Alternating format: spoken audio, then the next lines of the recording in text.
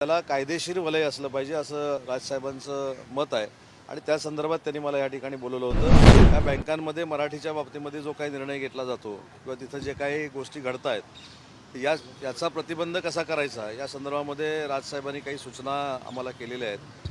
या संदर्भात मी स्वतः मुख्यमंत्री महोदय देवेंद्रजी फडणवीस साहेबांशी बोलेन, माननीय एकनाथ शिंदे साहेबांशी बोलेन आणि त्याच्यामध्ये काय सुधारणा करता येतील यासाठी आपण नक्की प्रयत्न करू.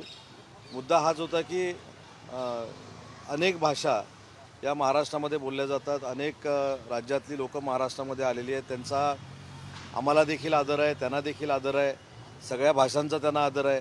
परंतु एक महत्त्वाची गोष्ट अशी आहे की ज्या पद्धतीनं मराठी भाषिकांवर काही ठिकाणी अन्याय केला जातो आहे, दादागिरी केली जाते, त्याच्यातनं काहीतरी मार्ग काढला पाहिजे आणि त्याला कायदेशीर वलय असलं पाहिजे असं राजसाहेबांचं मत आहे आणि त्या संदर्भात त्यांनी मला या ठिकाणी बोलवलं होतं.